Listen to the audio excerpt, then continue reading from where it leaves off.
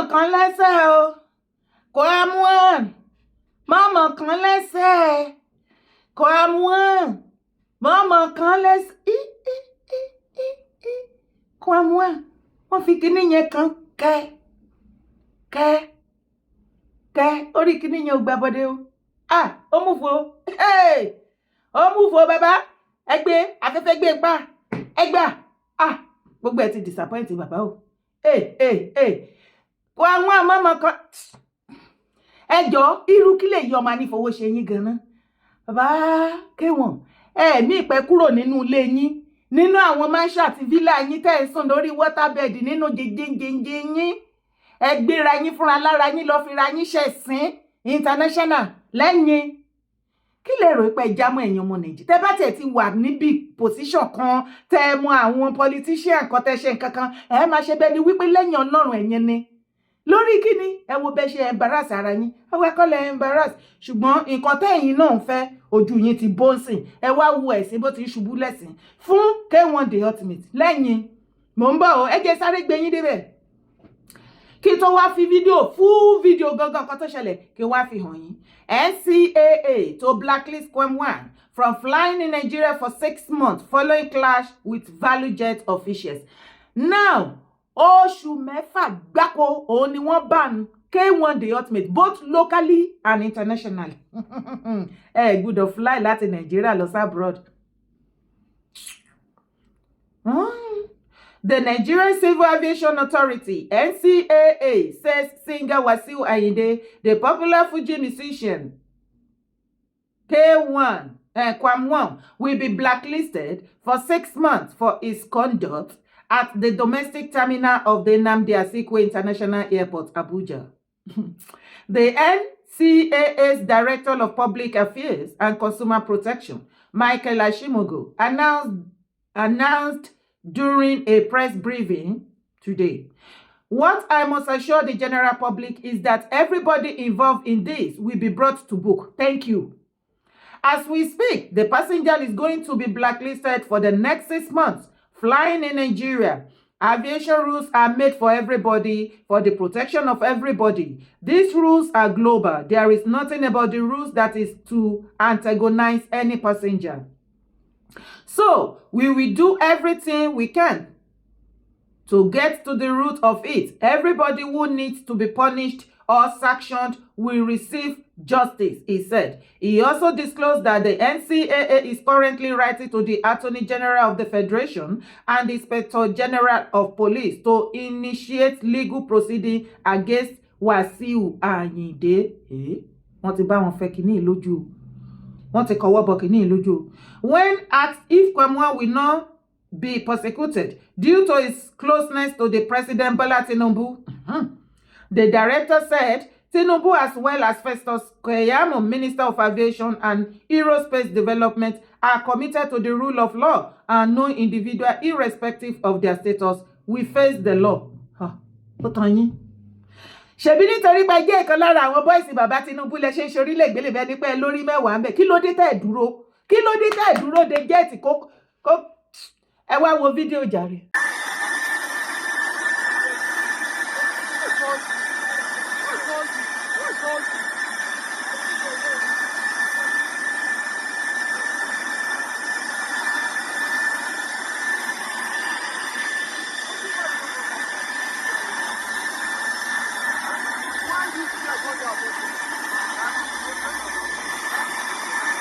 Go tell them, stop all this. Go tell them, well, stop all this. Wait, the guy comes out. Okay, the thing that I don't like, I don't care that now. See, get them.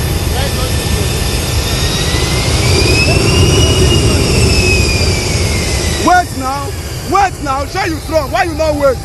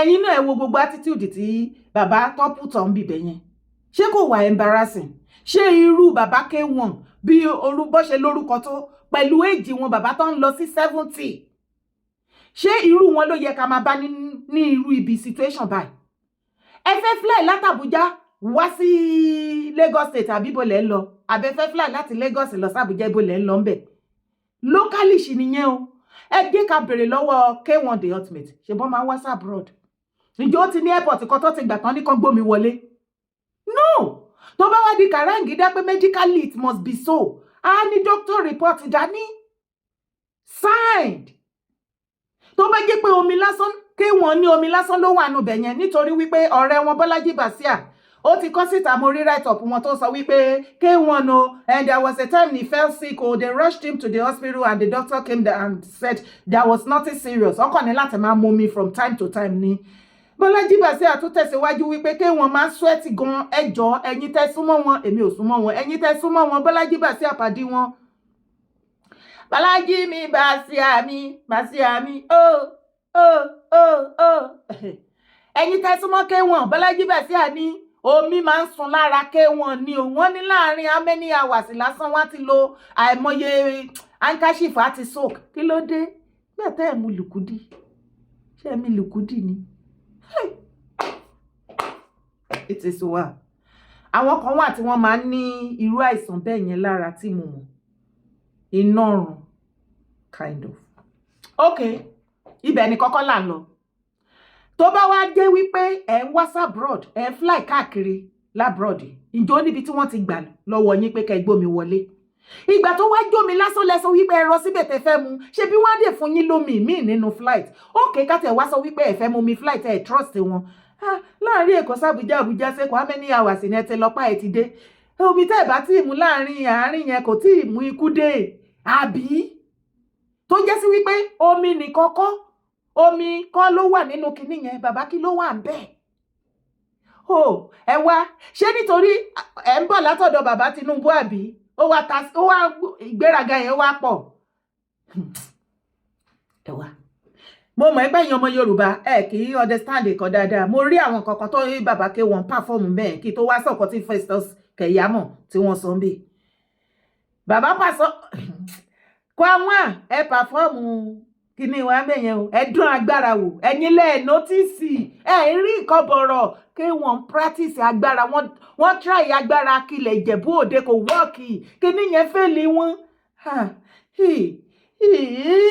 ìṣẹ̀dá value jet yóò padà gbà bọ́dé o ok kó lè yẹ o ṣáà máa ń wo home video àwọn alágbára tán máa oníṣẹ́ ìtàn máa ń mọ́wọ́ yí padà yẹn ó tí ì rí wọn bóyá wọ́n ní problem pẹ̀lú èèyàn kan tọ́jọ́ wà nù mọ́tò tó wà fẹ́ kí mọ́tò yẹn kó lọ mọ́ wọ́n á kàn ṣe bẹ́ẹ̀ ni pé èèyàn kan fọwọ́ ṣeré náà ni pé ọkọ̀ gbọ́wọ́ lé bọ́dì mọ́tò yẹn kẹ̀ẹ́lẹ́ẹ̀kíní kẹ̀ẹ́lẹ́ẹ̀kejì kẹ̀ẹ́lẹ́ẹ̀kẹta wọn bí ìyá èèyàn tán bá start mọ́tò yẹn ó ti rí tán bá ti start ẹ̀ kí ló máa ń dún pàṣọ́njọ́njọ́njọ́njọ́njọ́n pàṣọ́njọ́njọ́njọ́njọ́n pàṣọ́njọ́njọ́n ibo ó start tí wọ́n bá lọ bẹ ẹni yẹn kíní yẹn náà kíbi tí mọ́tò yẹn condemn ayé ẹ̀ sí nìyẹn ṣé ẹ̀yin ò notice pé bàbá K1 practice kíní yẹn pẹ̀lú jet yẹn ẹ rò pé ọwọ́ lásán ni bàbá fi di jet mú ṣé ọwọ́ lè stop jet òkè tó bá nírọ̀ ni mo pa ṣọwọ́ lè stop jet ṣé ọwọ́ báyìí ó lè stop jet òkè kí ni bàbá fọwọ́ stop jet fún ó kàn rí pé lásán ni bàbá ń ṣe ni wọ́n believe pé kíní yẹn ò ní lọ máa kú sílé ní tẹ́ ẹ bá gbé mi máa disgrace yẹn nílẹ̀ máa mọ̀ pé èmi ló lórí ọmọ Bákilẹ̀ Ìjẹ̀bú Òde èmi ni Máyégún of Ìjẹ̀bú Òde èmi ni Olú ọmọ of Lagos èmi ló ń jẹ́ K1 èmi ni gbá èmi làwọ̀ èmi ni kókó bàbá àṣàṣù ó dẹ̀ lọ́mọ kan tó ń pè ní Dami tó jẹ́ lọ́ọ̀yà ó máa wá béèlì bàbá bẹ̀rẹ̀ ọ̀fọ̀ táwọn wí wọ́n ọ̀fọ̀ apá sínú ni ò ń ṣàpá síta ẹni ṣé mo wà ń bẹ ẹ̀yin náà lẹ́mu ẹjẹ́ àjọ máa bá bọ̀ ẹni bá lọ ló bá kú àwọn náà náà fàyè ẹ̀ lẹ̀ kí ni Festus Keyamo sọ ń bí jàre only the incident involving ValueJet and K1. I have received report from all the relevant aviation agencies regarding the altercation between the staff and crew of ValueJet and K1 at the Nnamdi Azikiwe International Airport, Abuja. Okay, Abuja, let's Timbo. Okay. I have also received video footage of the incident. From all the details so far received, my preliminary impression is that it was obviously a case of temporary loss of sanity and control on both sides, which could have led to serious fatalities. Nǹkan tí bàbá K1 àti pilot àti gbogbo wọn tó ṣe ń bẹ̀ yẹn wọ́n fẹ́ fẹ̀mí àwọn passenger yẹn wéwu ni o. Okay, wait tí pilot náà ti rí wípé bàbá ti di kanran jẹ́gbẹ́ ó fẹ́ frustrate ayé ẹ̀ nísìn K1 nǹkan tẹ́ẹ̀dẹ̀ ṣe yìí ò dáa o. Ẹ fi ayé yẹn fi kó bá àwọn ẹni ẹlẹ́ni nísìn pilot ti lose iṣẹ́ definitely àwọn kan wà ní airport yẹn tipẹ́tipẹ́ tẹ máa ń fún wọn lówó tó máa ń gbà fún yín kẹ́ máa gbé kinní yẹn lọ kẹ́ máa gbé kinní yẹn bọ̀ ọjọ́ kan òkété yín àbòrò ọjọ́ tó bòrù lélẹ̀ báyìí sìn àyè bóyá àwọn tó máa ń gbà fún yín wọn àwọn kan ló wà ní duty láṣìírí bá tú ẹ wá fẹ́ sọ́dà gidi torí pé ẹjọ́ mọ bàbá Tinubu ní kíni ẹgbẹ́ kan lára àwọn bọ́ìsì wọn ṣé ẹ̀yin go mọ̀ wípé attitude tẹ put on yìí is a disgrace to Tinubu himself as a president ṣebí godfather yín òun ló rúlu Nàìjíríà lọ́wọ́lọ́wọ́ ṣó yẹ ká máa bá irú attitude báyìí lọ́wọ́ títí yín you are a disgrace to President Bola Ahmed Tinubu with this attitude in fact gbogbo àwọn ọmọ yín gan ló yẹ kán pè yín kán gbá yín lóhùn gbogbo àwọn tó súnmọ́ yín pátápátá ló yẹ kán bá yín sọ̀rọ̀ rubbish lẹ ṣe bàbá going to 70 ní kéne máa bá yín lẹ gbogbo ẹ̀mọ́ ẹ̀ rí gbogbo lẹ́tà tí wọ́n kọ síbi at everything ìgbà tó ti wá session yín sin ara yín ti balẹ̀ wọ́n ti ní ẹ lọ rọ́kún kò sí flight kankan fún yín both local and international okay ẹ bá fẹ́ lọ international ẹ lè lọ gba Kútọ́nù ṣá àìjẹ́ bẹ́ẹ̀ ẹ̀yin tẹ́ ẹ bá fún bàbá lé lówó ẹ fẹ́ wá complain from now till next 6 months ẹ ti wọ one chance o bàbá ò wà láò kò sí flight tó máa gbé wọn o wọ́n tẹ hàn bó irú kí lè yí ọmọ nífowó ṣe pálapàla ìlú àpàlà ibẹ̀ ni kọ́kọ́ là lọ wọ́n ti ban àwọn NURTW òun ló ń gbọ́ yẹn the journey has just begun wọ́n ti báànù wọ́n ti ń báànù wọn ipe rádaràda náà ṣe wọn ò ní ráìtì sí gbogbo owó tó ń levy everybody tíkẹ́ẹ̀tì òfò àtàdánù tó ń já ẹ bá dẹ̀ máa rí náà ní ara wọn náà ti ń pé owó yẹn wọn kò dẹ̀ láǹfààní kankan báyìí tí wọ́n wúlò fún tó ṣe fáráàlú. wọn ò pẹ́ bolo ó ti ṣe gudugudu méje fún wọn ní Ẹdó ó ti gba àwọn ọmọ Ẹdó sílẹ̀ lọ́wọ́ àwọn ọmọ NURTW àfipágbowó lọ́wọ́ wọn. The Edo State government on Wednesday banned the activities of the National Union of Road Transport Workers, Road Transport Employers Association of Nigeria, ANEWATS, and drivers on wheels with immediate effect. The state government Umar Ikilo, the unions are not authorized to collect any form of dues, levies, taxes, or charges from motorists, drivers, traders, or any members of the public in the state. Those state governments under the leadership of Senator Monday Okpebholo has observed with grave concern that the alarming resurgence of illegal revenue collection by certain unions and organizations under various guises across the state. Wọ́n ti báànù wọn báyìí. Wọ́n ní kí wọ́n lọ rọ́kúnlé o. Wọ́n ní wọn gbọ́dọ̀ gbúrò nǹkan tó ń jẹ́ Nurtw return àbí anything tó bá wù wọ́n kàn pera wọn ní Edo State. Wọn gbọ́dọ̀ já tíkẹ́ẹ̀tì fún bọ́ọ̀sì àbí market woman àbí anything. Mo like gọ́vnà yìí o. Mo like gọ́vnà yìí o torí àtìgbà tí gọ́vnà Monday Okpebholo tó ti take over. Ó ti ń ṣe gudugudu méje yàyà mẹ́fà. Lórí àwọn kọ́tìsì gan ní Edo, ó ń bá wọn pò gbogbo building tí wọ́n lò tán hide sí gbogbo ẹ̀ ló lọ demolish. That guy is working. We need someone like him in Yoruba land. I said that. These unions are not authorized to collect any form of dues. Àti kọ́ kálẹ̀ kan yẹn. The ban also extends to Atalapa Recovery Concept Limited, a private consultant earlier engaged to enforce compliance.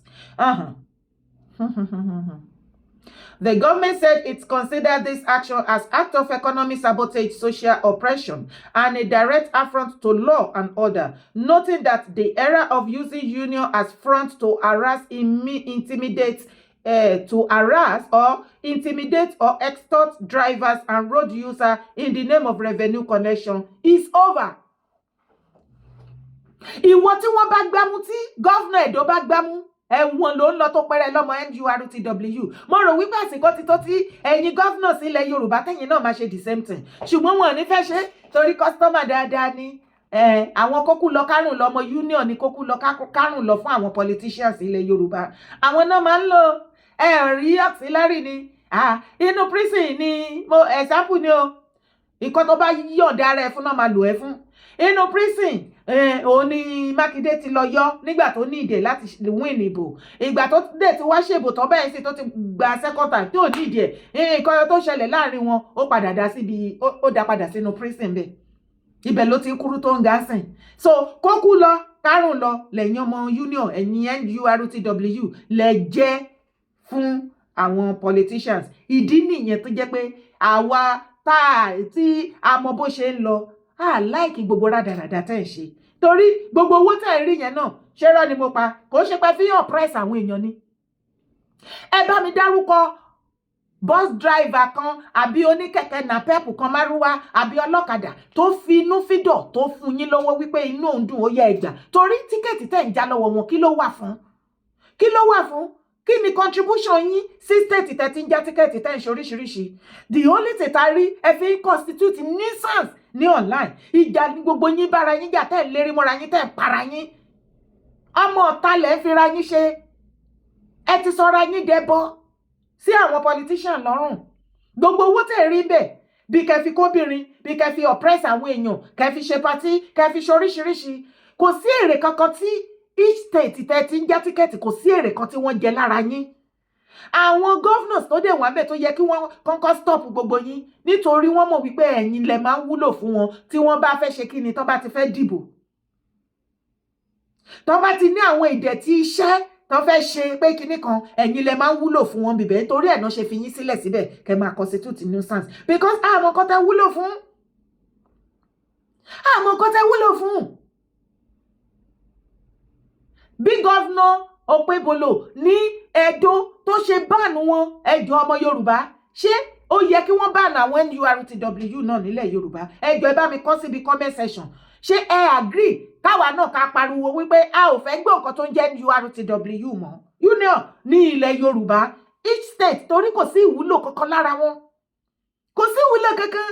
Àwọn bus driver gan tó ń já tíkẹ́ẹ̀tì lọ́wọ́ wọn ò wúlò fún wọn kò sáǹfààní kankan. Ẹ bá máa rí wọn àwọn obìnrin àwọn sisters wa àwọn ìyá wa tó máa wa steering máa yà tó ń wa mọ́tò mẹ́ tó ìmí ṣe conductor ìmí ní wa bọ́ọ̀sì fúnra lára ẹ̀ ṣe bẹ́ẹ̀ rí bí àwọn brothers ẹ̀ bọ́ ṣe máa manipulate wọn tó máa ń rubbish wọn bẹ̀. Wọn ò wúlò fún anything kí lẹ wà fún. Ẹ jẹ́ àdánu dúró ń bínú. orúkọ tèmi ò yípadà Ìyédára Kowé ni mò ń jẹ́ o má gbàgbé láti bá mi ṣe kíni má gbàgbé láti bá mi subscribe sórí YouTube channel gbàgbára lẹ̀ jẹ́ àjọ fọwọ́sowọ́pọ̀ ká tú ilẹ̀ bàbá wa ṣe ẹ̀yin tẹ́tí wá bá mi subscribe ẹ má gbàgbé láti máa click on notification bell anytime tí mo bá wà on live show àbí mo upload new video á notify yín ẹ ṣé gan ni gbogbo ẹ̀yin tẹ́ ń bá mi fọwọ́ kún God bless you ẹ ní dálé ayé ṣe thank you for your love thank you for your sharing thank you for your comment thank you for everything ilẹ̀ Yorùbá gbè wá o kò ní gbé ọmọ àlè àárín wa.